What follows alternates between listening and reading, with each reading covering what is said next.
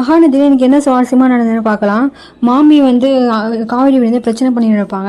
நீங்கள் எதுக்கு என்கிட்ட போய் சொன்னீங்க? விஜய் வந்து உங்களோட சொந்தக்காரன் தானே, மாப்பிள்ளை தானே, என்கிட்ட இதை உண்மையை மறைச்சிட்டீங்களே. விஜயாவது சீர் கொண்டு வரும்போது இவங்க காவேரி தான் என் பொண்டாட்டி, நான் காவேரி லவ் பண்ணுறேன் அப்படின்னு ஏதாவது ஒன்று சொல்லிக்கிட்டு இருந்தா.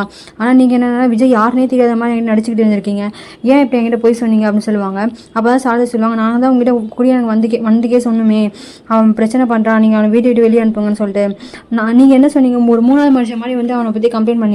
ஆனால் நீங்கள் அவன் மாப்பிள்ளைன்னு சொல்லியிருக்க கூடாதா? நீங்கள் சொல்லியிருந்தீங்கன்னா நான் அப்போயே வெளியே அமைச்சிருப்பேனே. இப்போ பார்த்தா யாரும் மைக்கெல்லாம் தூக்கிட்டு வராங்க, பிரச்சனை பண்ணுறாங்க, உங்களால் மற்றவங்களுக்கு தான் ப்ராப்ளம் ஆகுது அப்படின்னு சொல்லி திட்டிகிட்டு இருப்பாங்க. அப்போ தான் விஜய் வந்துடுவார். விஜய் வந்துடுவோன்னே இவங்களும் கிளம்பிடுவாங்க. எனக்கு விஜய் காவேரி வெண்ணிலாவை நான் அனுப்பிடுவேன் எப்படி அப்படின்னு சொல்லுவாங்க. நீங்கள் வந்து காவேரி என் கூட அனுப்புங்கன்னு சொல்லுவாங்க. அதெல்லாம் என் பொண்ணு உங்கள் வீட்டுக்கு அனுப்ப முடியாது. நீ வெண்ணிலாவுக்கு வந்து கல்யாணம் பண்ணி வாக்கு கொடுத்துருக்க, எதுக்காக இப்படி போய் சொல்லி என் 2 பொண்ணுங்களை ஏமாத்துற அப்படின்னு சொல்லுவாங்க. அது என் பழைய விஷயம், அது எப்பயும் நடந்தது. பசுபதியும் ராகினியும் தான் வெண்ணிலாவை பிரெயின் வாஷ் பண்ணி ஏமாத்துறாங்க, நீங்களும் அதை நம்பாதீங்க அப்படின்னு சொல்லுவாங்க. அதை எப்படி நம்பாமல் இருக்க முடியும்? அவளுக்கு கல்யாணம் பண்ணிக்கிற மோதிரம்லாம் கொடுத்துருக்கியாமே, இப்போ அவள் எல்லா முறையும் சொல்கிறான், அவள் பாவம் ஒன்று சும்மாவே விடாது அப்படின்னு சொல்லுவாங்க.